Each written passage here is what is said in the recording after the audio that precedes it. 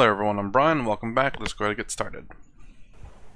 What is the solution to it? Let me rephrase that. What is the solution? I'm saying, How do you deal with it? If you were a world leader, Sadhguru, which you are in your own way, but if you were a political leader facing the problem of jihadi terrorism, what would you do to take it on? see, we must understand this. Though nobody wants to spell it out, nobody wants to say it, it is written not in one, in many religious books across the world, it is written clearly, those who are not like you deserve to be killed.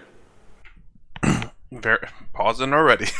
Very much true. I mean, a lot of these religious books they're trying to kind of hide that. It makes sense back in the past because in their way, it makes sense because they want you to be fruitful and multiply so that you get more of your numbers up. More Christians being raised by Christian people, and if they don't follow your ways, then you need to get rid of them. They're blasphemers, they're Satan incarnate or whatever. And that applies to basically almost every religion out there. Let's come to the point. I know, this may bring things upon myself, but it's okay. Not in any one book, in many books it is written clearly. Those who do not believe the same things that I believe must die, they are fit to die, they are unfit to live here. This is clearly there. So because people are claiming it is the word of God, they don't have the courage to amend the book. It is time that you take sensible part of people who believe in these books and say, see, if you edit these 10 pages, your book will become wonderful.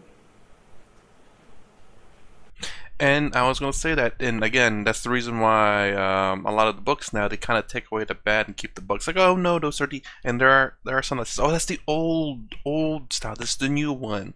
That was for the olden times, which, okay, you know, different times requires different kinds of rules. It's kind of like how things that were, say, in the 1980s doesn't quite fly today. Things change, and understandably, even though it's the word of God, it changes. And actually he said something a little bit earlier, so you edit these 10 pages. The sensible part. But yes, anyways, let's continue on. The boys who carried out the Dhaka attack came from very, very elite families.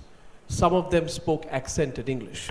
They simply wore black robes, called themselves ISIS, went into a cafe and shot innocent people. When a philosophy as dangerous as that, and I wouldn't use the term philosophy, when a belief as dangerous as that becomes as viral, as potent, it grows organically. ISIS then becomes a thought process, not even a terrorist organization. Then how do you deal with it? I need to correct that question a bit. It is not organic, it is very organized. Till you address this, you will not address the problem. It is very, very organized. So if anything that's organized, it has a source. If you have any kind of administrative strength and skills, when you see something threatens the fabric of the society, you must know where is the source for these organizations and deal with it. But we don't have the courage to deal with it because every 6 months we got an election. Okay? Well, I mean, I know the US has been trying for Osama for a long time, and they finally did hunt him down. It's very difficult to track these people, considering that they live in mountains and caves and whatnot, and there's so many of them that it's very difficult. And also, I don't know, I mean, I honestly don't really have much say in this, other than that I'm from the things that I've heard that I know it's very difficult because they hide in all different kinds of mountains and caves, and they're always, I'm pretty sure they're all pretty much wrapped up because of just the climate there that they have to kind of cover up because of the winds and the sandstorms and stuff. Plus, again, with them being covered up, they can't exactly get a face. They have to have someone on the ground, and if they look American, they're gonna stand out. Just very difficult to track certain organizations, especially considering that you don't know. It's hard to find out who the head of this organization is. Every 6 months or 8 months, there is an election going on somewhere. And because of the… this I'll blame on you. Because of 24/7 channels, some election is happening in Manipur, it feels like a national election is happening in Tamil Nadu, everybody sitting and watching Manipuri elections. Because it's made to feel like there's election going on, and when politicians are in election mode, you don't expect responsible action.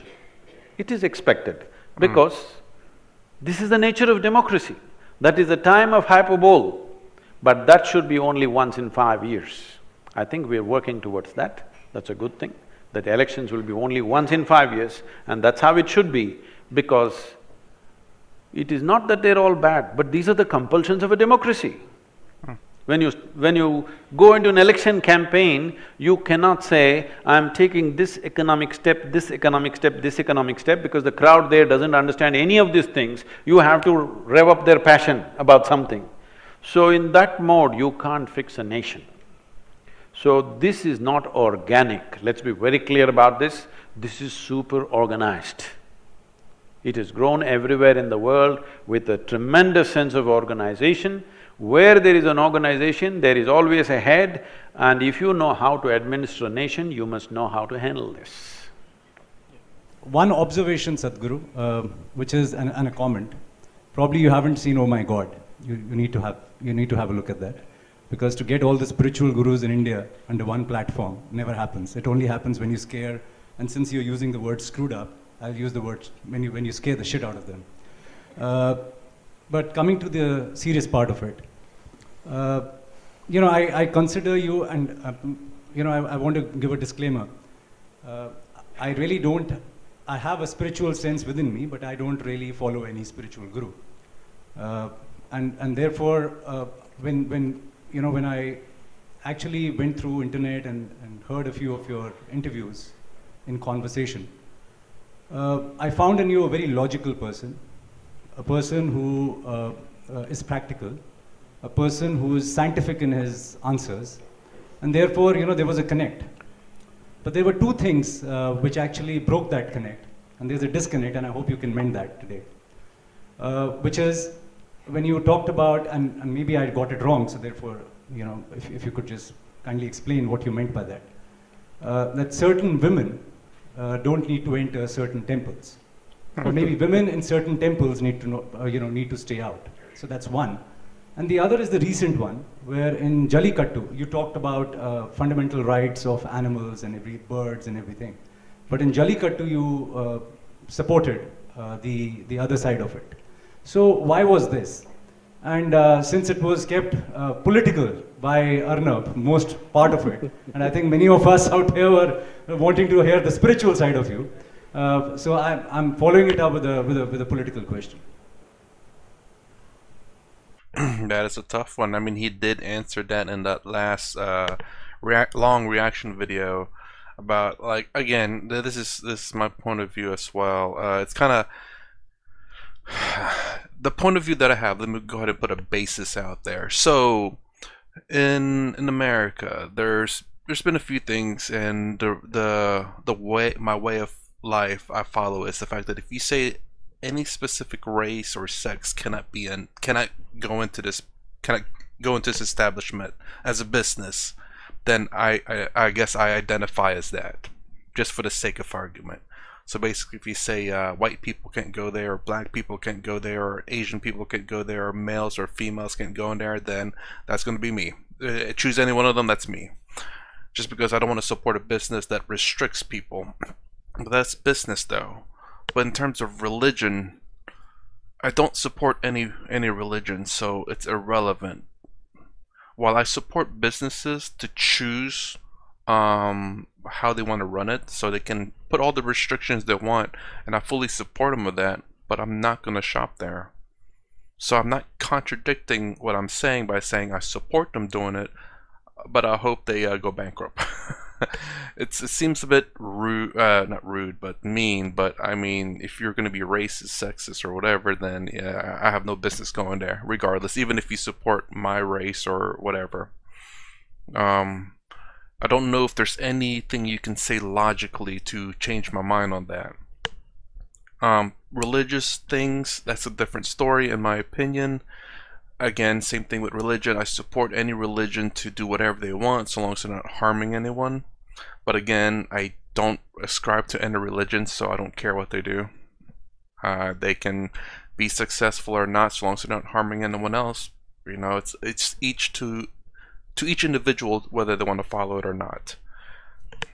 I guess a great example is there are mega churches in the United States. YouTube that if you want to. And these are churches that are making like billions of dollars. And they don't pay anything in taxes. And people are willingly going there donating money to them. And these pastors are living rich. They have their own private jet. They have a massive mansion, I do believe, if I remember correctly from watching those videos. They have fancy cars. Again, I can't hate on them for that. Those people are following him. Those people are willingly donate to him. I wish they'd wake up, but you know what? If it's not harming anyone else, then there's more power to him, I guess. There's a saying, a sucker's born every day, but my gosh. So we must understand this. There are two reasons. Those people who are propagating certain things, and also there is a certain unfortunate discriminatory process. But essentially, culturally, this nation, before invasions and other things happened, this nation did not have a big discriminatory process between men and women. You look back on the ancient societies here, there was absolutely no discrimination. Most of the country was matriarchal. They obviously, because this is… you must understand, many things today are common between men and women, not because of liberalism, simply because of technology. Technology has leveled the ground in many ways. Your muscle doesn't mean as much as it meant 1,000 years ago. When human beings were doing everything with their body, man's muscles were important. So he dominated the world in a certain way. Once technology came, your muscles, if you have a lot of muscles, we'll give you a menial job, we're not going to make you the boss here. So because of that, things changed slowly. But in the spiritual dimension of this country, there never was any discrimination. You must understand, if you don't know this, as per the Hindu norms, a Hindu man cannot go to heaven without his wife. How nice is that? There are no other apsaras and other whatever, they're not waiting there. You have to go there with your wife. You decide whether you want to go to heaven or not, that's up to you. But a Hindu man cannot go to heaven without his wife next to him. She has to be there. So these are different ways this society addressed this. But when the invasions happened particularly, first thing that they're going for is your wife and your daughter. That's the first thing that people will take away. And it's the most disgraceful thing and the most painful thing. So they all hid them in the granaries of the time. And when continuously these raids were ravaging the society, slowly, don't step out of the house became a norm. Because generation after generation, the raids kept on happening. So there are many historical aspects, leave that. About the temple entry, before it gets to that, yeah, I mean, there is a lot of things that people don't understand about the past and are ungrateful of the things that people done in the past. Obviously, the reason why men ruled the world is because we're the strongest species, genetically and naturally speaking. That's not to say that there aren't any women out there that could equal an average man, but those are the exception, not the rule. And probably, honestly, it's kind of weird, but you could say that selective breeding as well. I mean, you could say the prettiest of the women would always generally get pregnant, so… so generally, the genes between the woman and the man would continue on, obviously. And generally, the man would be the strongest man, and it would be generally with the prettiest woman. But anyways, the things in the past that men have done for women and that women done for men has been forgotten. We don't appreciate those things. We don't appreciate what men have done. We don't appreciate what women have done. Women, at least in terms of modern feminism, or at least the horrible aspect of it. I don't know if there's any necessarily need for it, but they're resentful and hatred towards men, and they blame everything on men, but they don't accept any of the luxuries that men have built. Men also, well, I don't think I see men necessarily hating women, and I have a theory on that one. I don't want to say it just yet, but just I don't know. I don't understand. I mean, don't get me wrong. Both women and men should appreciate the things that the people in the past have done. Both men and women. But we have this this entitlementness that happens to both men and women. But there are extreme sides that just really takes it too far. We should continue on. There is no such thing anywhere that a woman should not enter a temple because she is a woman. Do you understand? It is just that certain temples, they are doing certain occult work. There are certain forces there. I have to talk about biology. One thing is mountain temples, we said women should not go. Because you must understand, those were days, this is a tiger land. When I say tiger land, today the poor tiger has to be protected as if it's a pussycat. Those days they prowled in thousands. Going into the jungle and coming back alive is a big thing. If you don't know this, even today there is a practice that if tribal people walk in the jungle, though there are not so many tigers anymore, they will take some incense and walk because they don't want the wild animals to smell them. There is Samrani in the South Indian temple. You know what Samrani? What do you call it in North? Samrani only, right? Yeah, either they burn it or they smear it on their body and walk so that the wild animals, the carnivorous animals cannot smell you. It is no more relevant because there are not so many left. But at that time it was really tiger country. So the very nature of woman's biology is such that a carnivorous animal will always smell out a woman much more easily than a man. Especially at certain times of the month, it will definitely smell her out. So they said, mountain temples she should not go. All the mountain temples, they're restricted. Now those things are gone, women are equipped in a different way than the way they were at that time, and the wildlife is scant. It is very much possible to go. The other kind of temples where they were asked not to go were where they're doing occult work. When they're doing occult work, I'm telling you, whether you like it or you don't like it, maybe you are liberal, but you don't know the fundamentals of nature.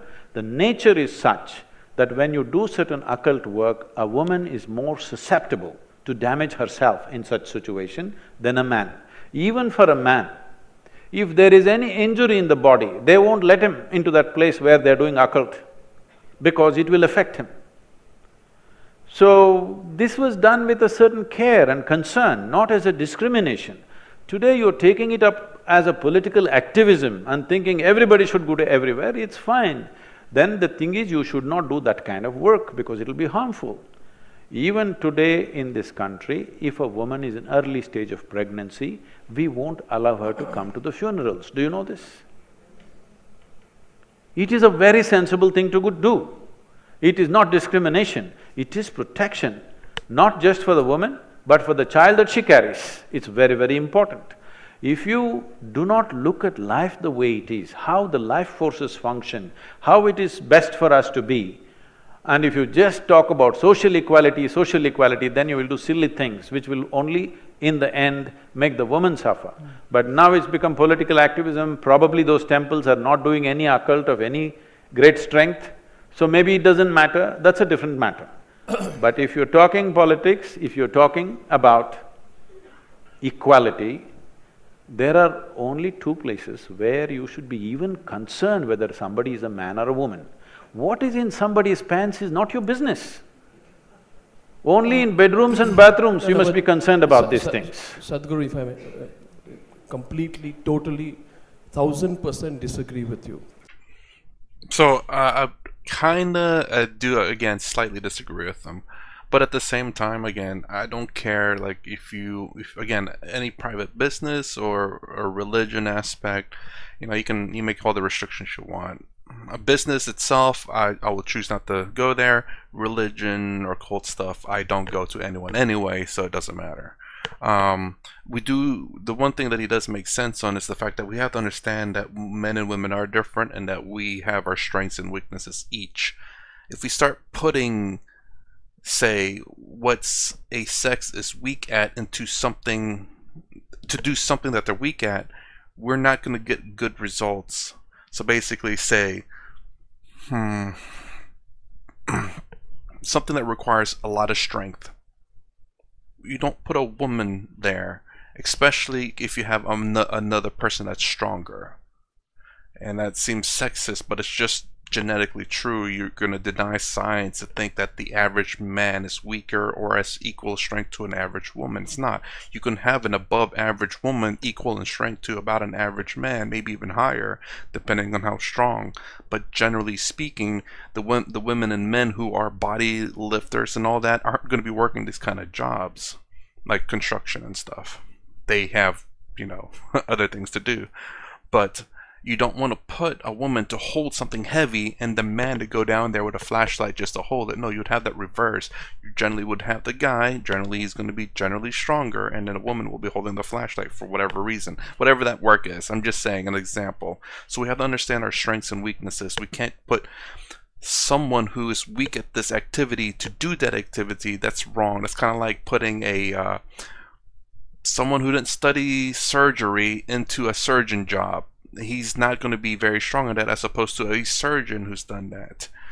When we talk about strengths and weaknesses, we have to understand our biology as well. It does play a role. And again, like Sadhguru was saying earlier, where a lot of the strengths that men have are no longer necessarily valid today because we've invented a whole bunch of tools.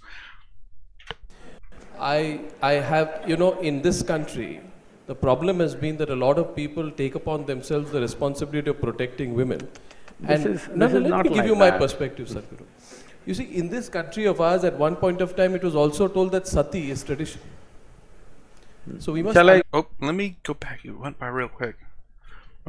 You see, in this country, at one point of time, it was also. It was also that sati, referring to the funeral customs where a widow immolates herself. Ooh.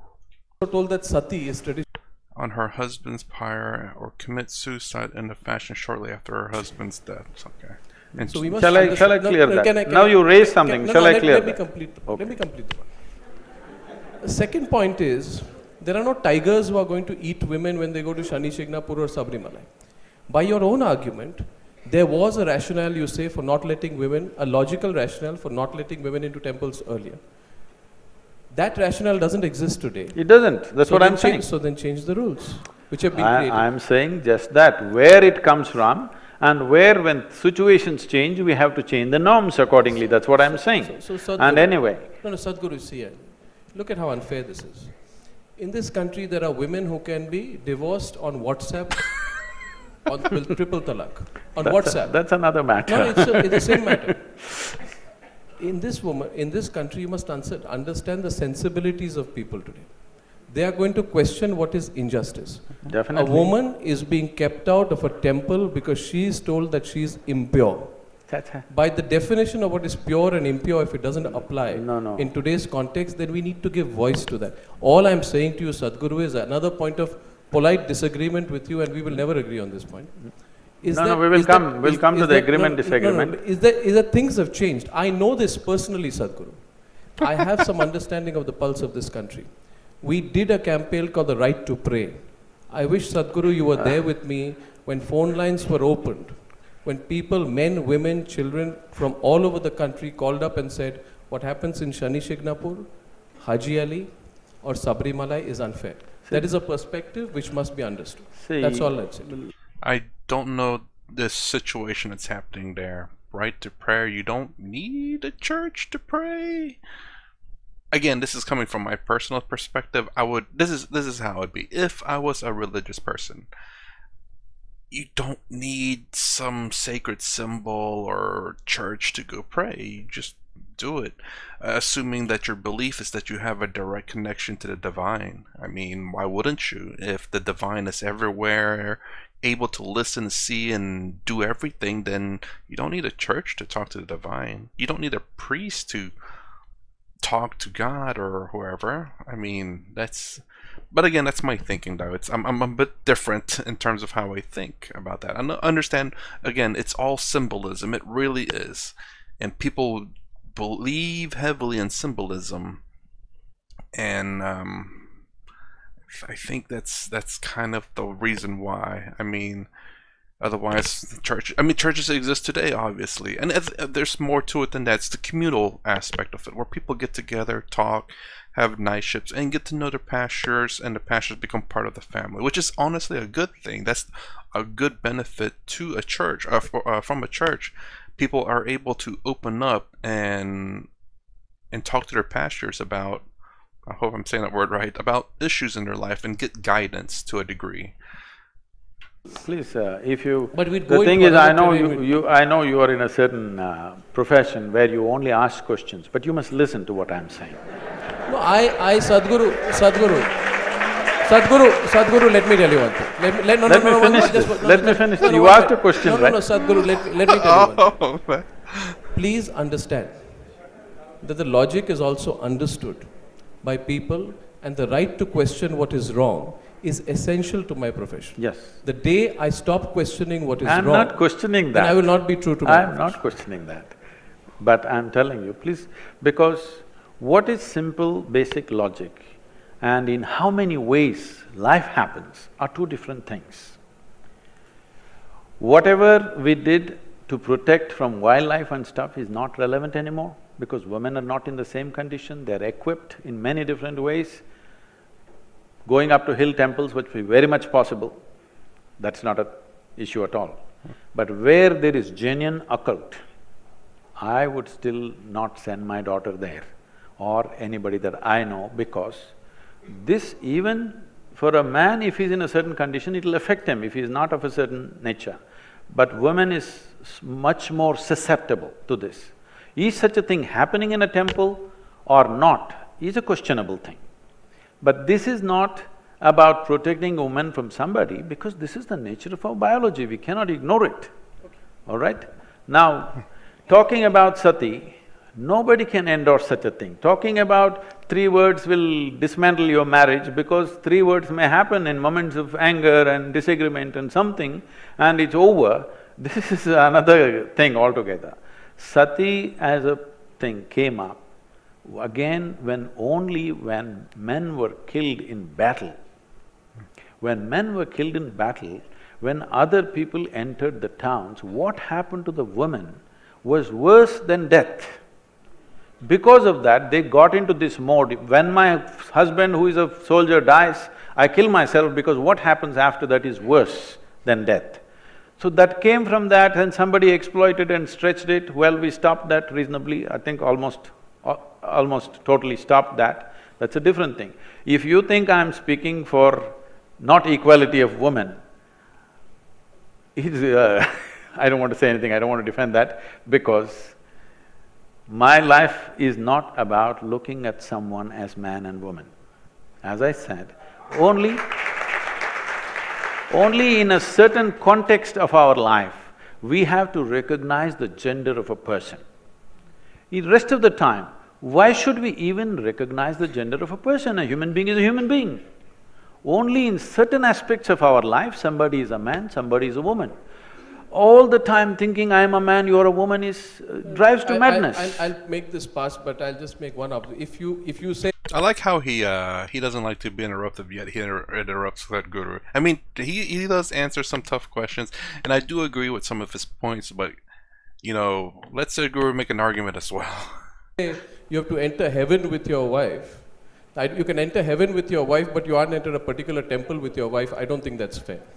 No. And again, so like in a sense, I agree with him, but at the same time, where I disagree with him at is the sheer fact that you do not force private parties, private businesses, private religions, whatever, force them to do something they don't want to do. I am completely against that. I don't want government going to private businesses or religions. Now, if the private business or religion are doing something wrong, illegal, or harmful to people, that's another story. But in terms of forcing their ideas on private businesses or religions, I'm against that. I don't know if he's going that way with that. So again, I am for businesses and churches and religion or whatever to be discriminatory if they want. But if they are, I will not shop there. I don't care who they're discriminatory about. I will not shop there. I will not go. Again, religion stuff, I don't go anyway. So it's not like I'm like, oh, you don't believe in that? Well, I wasn't going anyway, and I will definitely not go now. It's like, no, it's the same thing. I'm not going anyway. But businesses, on the other hand, is a little bit different. So this is the one thing I hope from my perspective, I was talking to him, it's like, I fully support equality, absolutely. For businesses, absolutely. Business, I believe, have the right to be discriminatory as much as they want. They can say, no one entered the store. I mean, then at that point, then they're not really being discriminatory. Only people with 6 toes and 1 feet are allowed to enter. Then maybe it's being a bit discriminatory.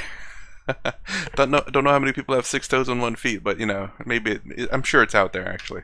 But yes, again, private businesses, religious, I don't want government to intervene. I want the people to vote with their money and with their not going as their voices. Don't need to freaking get government involved in everything. It's difficult to remove power from government once government has the power. There's been a few things that's been added recently within the past 20 years that was supposed to go away, but it keeps being renewed and renewed and renewed, and it's never going away. That's it. They have that power. It's very difficult to remove. No. I take the next question. No, you can't have the last word on that. You can't have the last word on that. I won't have the last word. I'll leave the question there. I only mentioned the heaven business, not because I believe there is a heaven. No. I did not talk about the heaven because I think there is a heaven and you're going to heaven. I know you're not going to any such place.